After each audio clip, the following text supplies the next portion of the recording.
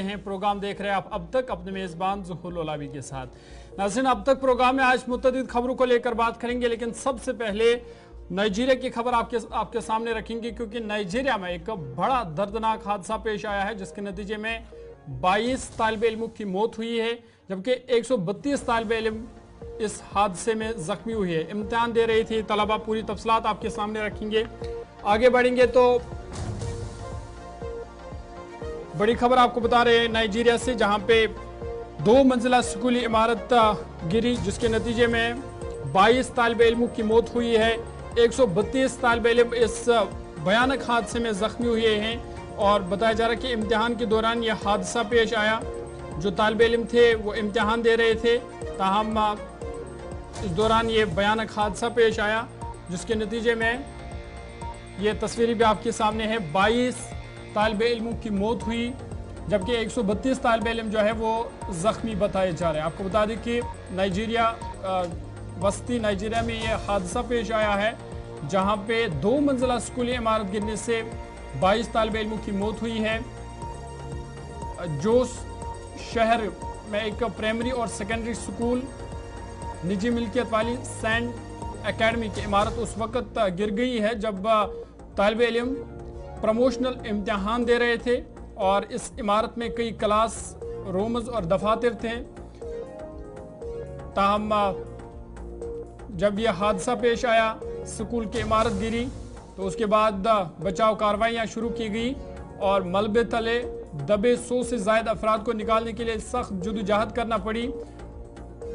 जिस वक्त यह हादसा पेश आया उस वक्त स्कूल पहुंचे ही थे तालिब इल्म, जिस दौरान ये हादसा पेश आया। और मीडिया रिपोर्ट्स के मुताबिक 154 अफराद को इस मलबे के तले से निकाला गया है, जिनमें से जब उन्हें अस्पताल पहुंचाया गया तो उनमें से 22 तालिब इल्मों की मौत हो चुकी है, जबकि 132 अफराद वो जख्मी हैं। फिलहाल उन्हें अस्पताल मुंतकिल किया गया है, जहां पे 6 की हालत अभी भी नाजुक बताई जा रही है। इधर कहा जा रहा है कि स्कूल के कमजोर ढांचे और दरिया के किनारे ये स्कूल वाक़ा है, और बताया जा रहा है कि यही वजह है कि इस स्कूल में आज ये दर्दनाक हादसा पेश देखने को मिला, जहां पे एक स्कूल 2 मंजिला स्कूल की इमारत गिरी, जिसके नतीजे में 22 तालिब इल्मों की मौत अभी तक हो चुकी है, जबकि 132 तालिब इल्म जख्मी हुए हैं।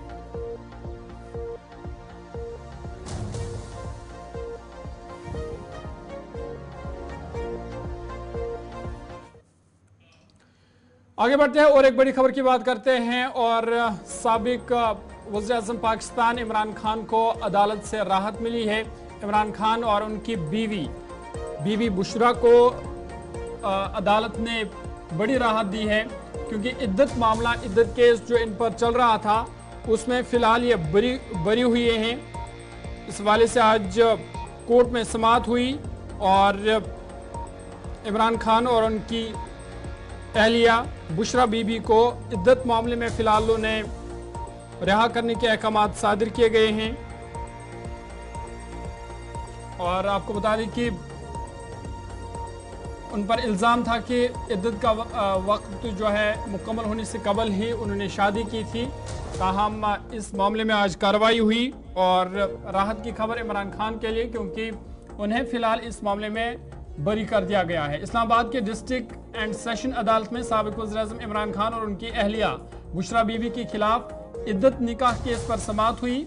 इस दौरान एडिशनल सेशन जज अफजल मजूका ने समाअत की। जज ने अपना फैसला सुनाते हुए मेडिकल बोर्ड और उलमा की राय से मुतल्लिक दोनों दरख्वास्तों को मुस्तरद कर दिया। इस ज़मन में सिविल जज कुदरतुल्लाह ने मुख्तसर फैसला सुनाते हुए दोनों की सजाएं कलादम करार दी और दोनों को बरी करने का हुक्म दिया। अदालत ने मजीद कहा कि अगर इमरान खान और बुशरा बीबी किसी दीगर केस में मतलूब नहीं है तो दोनों को फौरी रिहा कर दिया जाए।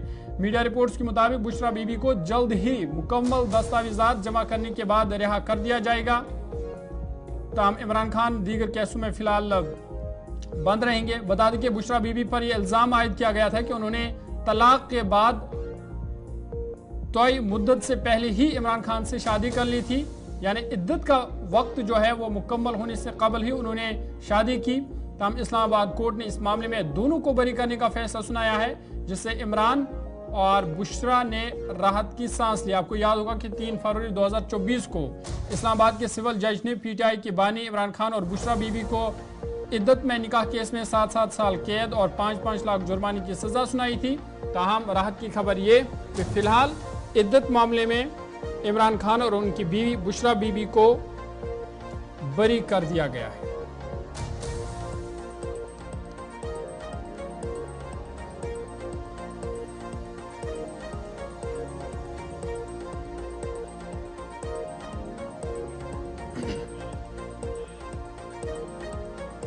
आगे बढ़ते हैं, बात ज़िमनी इंतखाबात की करेंगे। आपको बता दें कि मुल्क की 7 रियासतों की 13 सीटों पर आज ज़िमनी इंतखाबात के नताइज सामने आए, जिसमें से इंडिया ब्लॉक ने बरतरी हासिल की है, क्योंकि जो 13 सीटें थे इनमें से ज़्यादातर जो सीटें हैं वो इंडिया इत्तेहाद के खाते में चली गई है, जबकि एनडीए के खाते में सिर्फ 2 सीटें चली गई है। और ये जो ज़िमनी इंतखाबात है, आपको बता दें कि 7 रियासतों की 13 सीटों पर था। कांग्रेस और तृणमूल कांग्रेस को 4-4 सीटें मिली हैं, भारतीय जनता पार्टी को 2 सीटें मिली है, आम आदमी पार्टी और डीएमके को 1-1 सीट मिली है, जबकि 1 सीट पर आज़ाद उम्मीदवार भी कामयाब हुआ है। इंडिया ब्लॉक ने 13 में से 10 सीटों पर कामयाबी हासिल की है।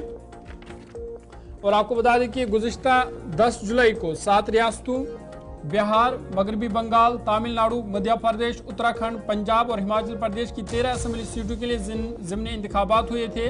और आज यानी 13 जुलाई को सभी सीटों पर डाले गए वोट की गिनती हुई, और जो नताइज सामने आए वो एनडीए के लिए ठीक नहीं थे। इंडिया ब्लॉक ने एनडीए को पीछे छोड़ते हुए 13 असेंबली सीटों में से 10 पर कामयाबी हासिल की है। सिर्फ 2 असेंबली सीटों पर ही एनडीए को कामयाबी मिली है।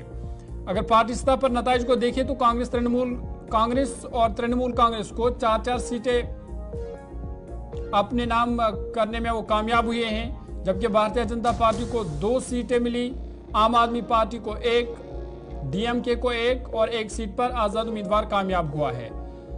मुल्क में लोकसभा इंतखाबात में लगातार तीसरी बार एनडीए की हुकूमत बनी, लेकिन इस बार इस ज़िमनी इंतखाबात में मोदी सरकार का जादू नहीं चला। हुकूमत बनने के बावजूद अपोजिशन पार्टियां मजबूत होकर उभरी, और लोकसभा इंतखाबात के फौरन बाद हुए असेंबली ज़िमनी इंतखाब, जिसको एनडीए हुकूमत के लिए लिटमस टेस्ट समझा जाता था, इसमें भी मायूसी हाथ लगी है, क्योंकि 13 में से 10 सीटों पर इंडिया ब्लॉक ने बरतरी हासिल की, जबकि एनडीए के खाते में सिर्फ 2 सीटें ही चली गई।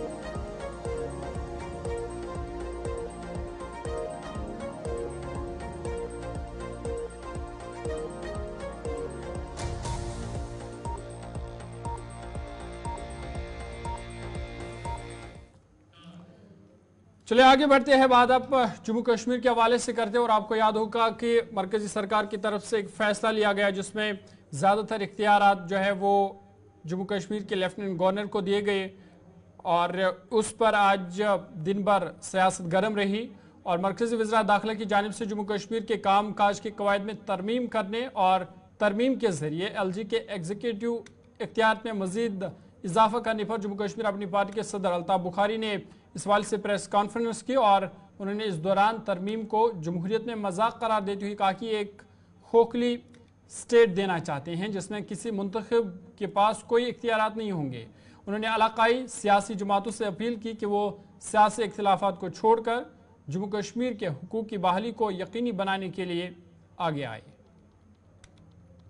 कल जब हम इस एक्ट को पढ़ रहे हैं तो इसका मतलब है ये खोखली स्टेट देना चाहते हैं, जिसमें कोई भी पावर्स किसी इलेक्टेड गवर्नमेंट के पास नहीं होंगे। डेमोक्रेसी में शायद ये एक मजाक है, और अगर जो कहते थे कि दिल्ली और दिलों की दूरी दूर करनी है, अगर उसका मतलब यही है तो कम से कम जम्मू कश्मीर के लोग इसके साथ नहीं हैं।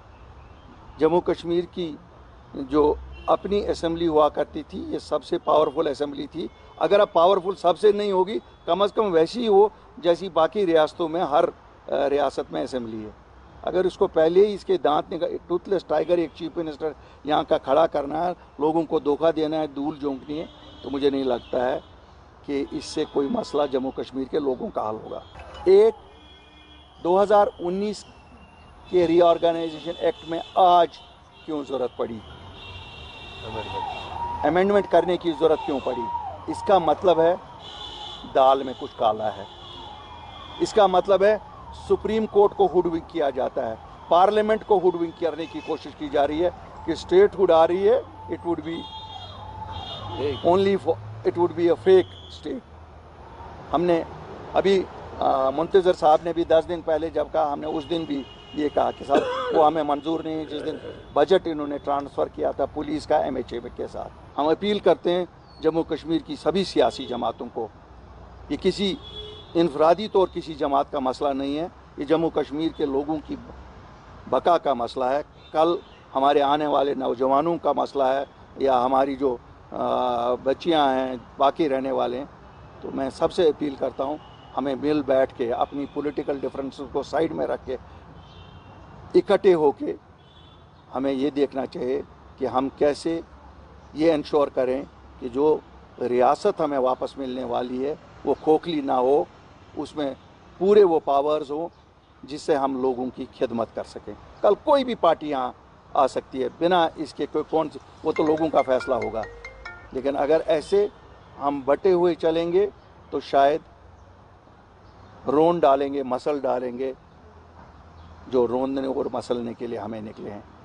اگر ہم آج بھی نہیں اٹھیں گے تو پھر ہم کبھی نہیں اٹھ سکتے. دیکھیں میں آپ کو ایک چیز بتاؤں گا, میں نے اپیل کی ہے سبھی پارٹی سے, ہم سبھی پارٹیز کے ساتھ بیٹھیں گے اور جو یونانیمس فیصلہ ہوگا ہم ان کے ساتھ جائیں گے.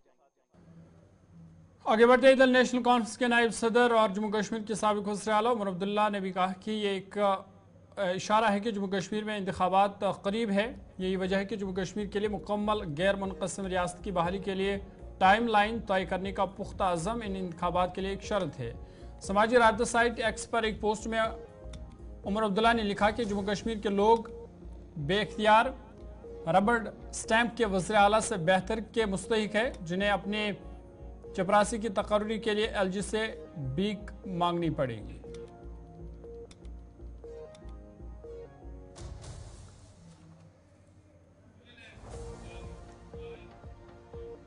ادھر جموں کشمیر کے سابق وزیر اعلیٰ اور PDP صدر محبوبہ مفتی نے بھی اس فیصلے کی مخالفت کرتے ہوئے کہا کہ اس فیصلے سے پتہ چلتا ہے کہ لوگوں کو اور زیادہ تذلیل کیا جا رہا ہے. محبوبہ مفتی نے کہا کہ جموں کشمیر کے لوگوں کو بے اختیار بنایا جا رہا ہے, یہ تمام فیصلے آئین کے خلاف ہیں. نہیں بلکہ ایک ایسا فرمان آج نظر عام پہ آیا کہ جس سے یہ پتہ چلتا ہے کہ اور زیادہ جموں کشمیر کے لوگوں کی تذلیل ہونے والی ہے, اور زیادہ جموں کشمیر کے لوگوں کو بے اختیار کیا جا رہا ہے. 2019 میں جو ہوا, جو جموں کشمیر کے ساتھ کیا گیا, جس طرح جموں کشمیر کو ٹکڑوں میں بانٹا گیا, اس کے بعد ہماری خصوصی جو ہماری پوزیشن تھی اس کو تار کیا گیا, اور یہ سب چیزیں غیر آئینی طریقے سے کی گئی. اور اس کے بعد جس طرح لوگوں کو پکڑ کے جیلوں میں ڈالا گیا, اور آج تک یہ سلسلہ جاری ہے. چھوٹی چھوٹی باتوں کے لیے چھوٹے چھوٹے بہانے کر کے لوگوں کو نوکریوں سے نکالنا, گھروں میں چھاپے ڈالنا, لوگوں کی پراپرٹیز کو اٹیچ کرنا اور لوگوں کو نوکریوں سے نکالنا, بات کرنے کی اجازت نہ ہونا, پروٹیسٹ کرنے کی اجازت نہیں دینا, چاہے وہ کتنا بھی پرامن طریقے سے ہو. یہ سب کرنے کے باوجود ایسا لگتا ہے کہ مرکزی سرکار کو جموں کشمیر جو بالکل خاموش ہو گیا ہے, ہماری خاموشی سے بھی ڈر لگتا ہے. نہیں تو کیا وجہ ہے کہ آپ ہمیں ہمارے شہیدوں کو بھی یاد کرنے کی اجازت نہیں دیتے ہو؟ اور آج آپ نے ایک ایسا آرڈیننس لایا جس سے آپ جموں کشمیر کی جو سب سے با اختیار پاورفل اسمبلی تھی پورے ملک کے اندر, اس کو پہلے ہی آپ نے سب کچھ اس سے چھین لیا. آج آپ اس کو میونسپلٹی میں کنورٹ کرنا چاہتے ہو تاکہ کل کو جو بھی سرکار جموں کشمیر میں بنتی ہے, BJP کی تو قطعی نہیں بنے گی, تو اس سرکار کے پاس کوئی اختیار نہ ہو, اپنا کوئی ملازم نہ ٹرانسفر کر سکے, کس کے خلاف ایکشن لینا ہے کس کے خلاف نہیں لینا ہے وہ اختیار بھی آپ اس سے چھین کے چیف سیکرٹری اور لیفٹیننٹ گورنر کو دینا چاہتے ہو. وہ لیفٹیننٹ گورنر جو باہر سے آتا ہے, جس کو یہاں کی کوئی بات کا پتہ ہی نہیں ہوتا ہے. آپ کو یہاں کے لوگوں پہ اگر بھروسہ نہیں ہے تو پھر کیوں رکھا ہے یہاں کے لوگوں کو؟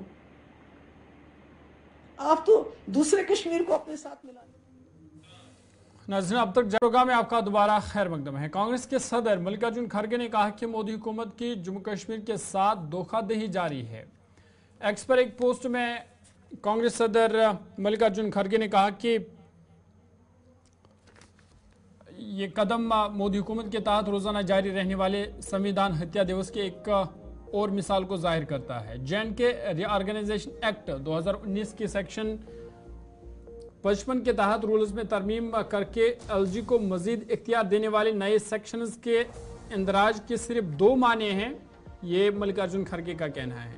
ان کے مطابق مودی حکومت جموں کشمیر کو مکمل ریاست کا درجہ دینے میں تاخیر کرنا چاہتی ہے، حالانکہ سپریم کورٹ نے 30 ستمبر 2024 تک اسمبلی انتخابات کا حکم دیا ہے۔ نمبر 1۔ نمبر 2، یہاں تک کہ اگر مکمل ریاست کا درجہ بحال کر دیا جاتا ہے تو وہ نو منتخب ریاستی حکومت کو LG کے رحم و کرم پر رکھنا چاہتی ہے۔ اس کے انتظامی اختیارات کو دبا کر مودی سرکار کے تحت روزانہ جاری رہنے والے سنویدھان ہتیا دیوس کی ایک اور مثال ہے، یہ ملکارجن کھڑگے نے ایکس پر ایک پوسٹ کے ذریعے کہا ہے۔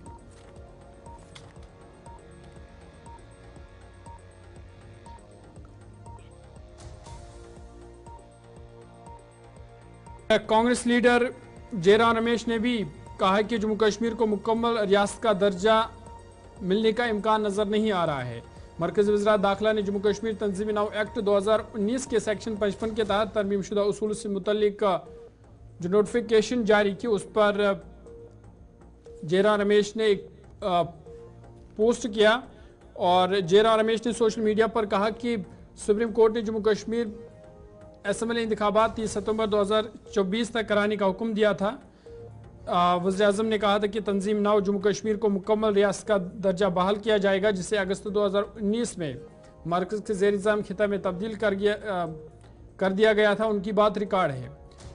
اس کے بعد جے رام رمیش لکھتے ہیں کہ کل رات وزارت داخلہ نے جموں کشمیر تنظیم نو ایکٹ 2019 کی دفعہ 55 کے تحت ترمیم شدہ اصولوں کو نوٹیفائی کیا، جس میں LG کو وسیع اختیارات دینے والی دفعات شامل کی گئی ہے۔ اس نوٹیفیکیشن کا واحد مطلب یہ نکالا جا سکتا ہے، جے رام رمیش کے مطابق کہ مستقبل قریب میں جموں کشمیر کو مکمل ریاست کا درجہ ملنے کا امکان نظر نہیں آ رہا ہے۔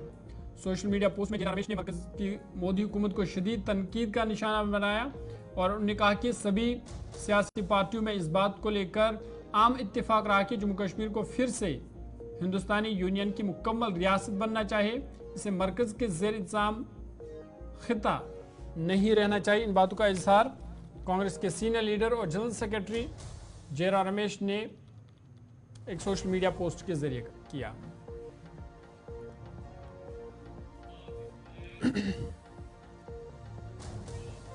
آگے بڑھتے بات محرم الحرام کے حوالے سے کرتے ہیں، اور آپ کو بتا دیں کہ محرم الحرام کے حوالے سے آج ایک اعلیٰ سطح اجلاس منعقد ہوا، جس دوران سیکیورٹی صورتحال کا جائزہ لیا گیا۔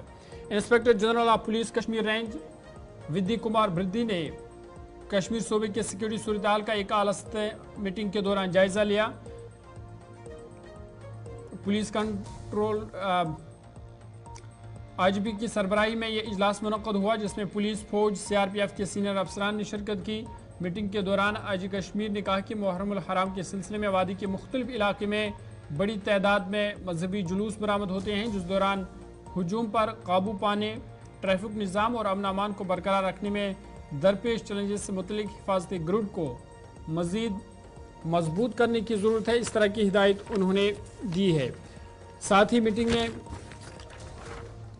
IGP کشمیر نے محرم الحرام کے تقریبات کے پرامن انعقاد کو یقینی بنانے کے لیے فل پروف سیکیورٹی انتظامات کو یقینی بنانے کے ساتھ ساتھ رات کے جلوس کے دوران چوکسی بڑھانے کی بھی ہدایت دی ہے۔ IGP کشمیر نے افسران کو حکم دیا کہ حفاظتی انتظامات کا جائزہ لینے کے لیے امام بارگاہوں اور مساجد کا دورہ کرے اور شیعہ سنی برادری کے ساتھ میٹنگ بھی کرے۔ انہوں نے کہا کہ تمام تقاریب ذوالجنہ جلوسوں کے محفوظ اور پرامن انعقاد کے لیے شیعہ برادری کے رہنماؤں اور اراکین کے ساتھ ساتھ رابطے میں رہنے پر بھی انہوں نے زور دیا۔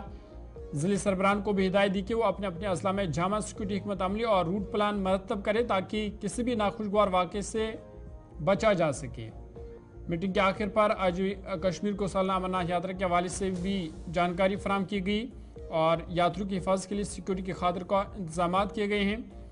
آئی جی پی نے افسران کو ہدایت دی کہ سالانہ امرناتھ یاترا کو خوش اسلوبی کے ساتھ پائے تکمیل تک پہنچانے کی خاطر یاتریوں کے نقل و حمل کے دوران چوکسی برتنے کی ضرورت ہے۔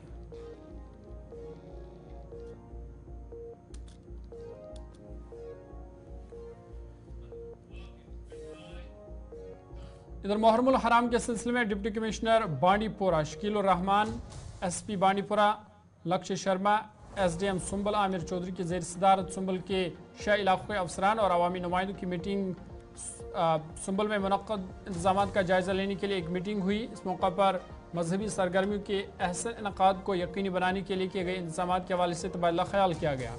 اس موقع پر خطاب کرتے ہوئے ڈی سی نے متعلقہ افسران پر زور دیا کہ وہ شیعہ اکثریتی علاقوں میں بلا تعطل بجلی اور پانی کی فراہمی کے حوالے سے خاطر کا انتظامات کرے تاکہ لوگوں کو کسی قسم کی مشکلات کا سامنا نہ کرنا پڑے۔ اس بات سے کہ مجھے لگتا ہے کہ ڈی سی صاحب ہمارے بڑے سنجیدہ ہے، اپنے ڈسٹرکٹ کو اور محرم کے حوالے سے بہت سارے انیشیٹیوز انہیں اس سے پہلے بھی لیے تھے اور آج تیسری بار یہاں پر آ گئے۔ اس سے اخذ ہوتا ہے کہ یہ کتنے سیریس ہے۔ تو باقی معاملات کے حوالے سے جو باتیں ہوئی ان میں جو باتیں رہ گئی تھی، پچھلے کچھ باتیں بہت سارے ڈپارٹمنٹ میں نے فزیکل طریقے سے ان کو عمل درآمد نہیں کیا تھا، لیکن آج کلیئر کٹ ڈی سی صاحب نے ان کو انسٹرکشنز دے دی، جہاں بھی ان کو پیسے کی ضرورت پڑے گی، جہاں بھی بجٹ کی ضرورت پڑے گی، جہاں بھی اسسٹنس کی ضرورت پڑے گی، وہاں یہ بھرپور تعاون دینے کے لیے تیار ہے۔ اور ہمیں امید ہے کہ آنے والے جو دن ہیں اس میں بالکل ہمارے علاقوں میں انتظام ہوگا اور بہترین طریقے سے، آسان طریقے سے، جس طریقے سے ڈی سی صاحب نے ہمیں یقین دلایا، ہمیں پر امید ہے کہ ان کی یقین دہانی کے ساتھ انشاءاللہ تعالی کام اچھے ہوں گے۔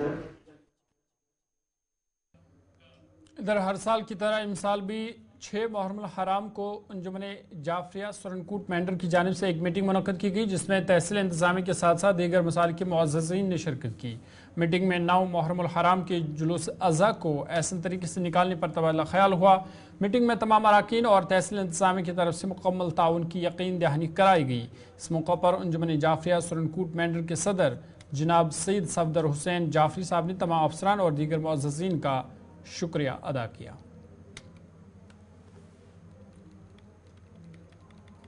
آج یہاں سرنکوٹ امام بارگاہ عالیہ شریف میں 6 محرم الحرام کو یہ جو میٹنگ کا انعقاد کیا گیا ہے، اس میں انجمن جعفریہ سرنکوٹ مینڈر نے یہاں سرنکوٹ کی ایڈمنسٹریشن کو مدعو کیا اور یہاں پر تمام معززین حضرات جو دوسرے طبقات کے معززین حضرات ہیں ان کو بھی یہاں پر مدعو کیا ہے۔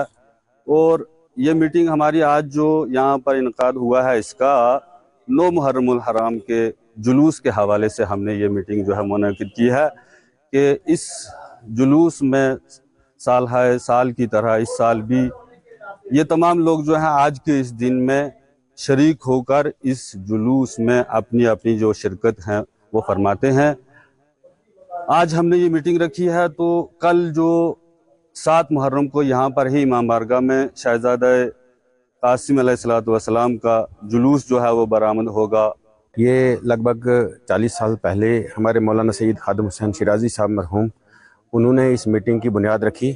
یہ 7 محرم الحرام کو تحصیل سرنکوٹ کی سول ایڈمنسٹریشن، پولیس ایڈمنسٹریشن اور سول سوسائٹی کے جتنے بھی ممبرس ہیں ان سب کے ساتھ مل کر یہاں پہ یہ میٹنگ منعقد ہوتی ہے ہر سال، اور یہ جتنے بھی یہاں کے زعماء حضرات ہیں اس میں حصہ لیتے ہیں۔ اور اس میٹنگ میں یہ طے ہوتا ہے کہ کس طریقے سے جلوس کا جو نظم و نسق ہے اس کو برقرار رکھنا ہے، اور ہر آدمی جو ہے وہ اپنے کوآپریشن کے لیے جو ہے وہ اپنی تائید کرتا ہے۔ تو اس کے علاوہ اس میٹنگ کے بعد جو ہے ایک یہاں پہ میڈیکل کیمپ ہوتا ہے، جو میں یہاں پہ بات کرنا ضروری سمجھتا ہوں کہ یہ میڈیکل کیمپ جو ہے کافی سالوں سے یہاں پہ لگایا جاتا ہے۔ یہ 8 محرم الحرام کو ہوگا، جس میں ڈسٹرکٹ پونچھ کے اچھے ڈاکٹر ہوں گے، اور خاص کر پیڈیاٹرک ونگ سے چلڈرن اسپیشلسٹ ڈاکٹر سید ذاکر حسین شاہ صاحب یہاں پہ پورا دن اویلیبل ہے۔ لوکیشن تحصیل کمپلیکس کے بالکل سامنے۔ ناظرین اب تک پروگرام جاری ہے، چھوٹا سا بریک کے بعد جلد حاضر ہوں گے۔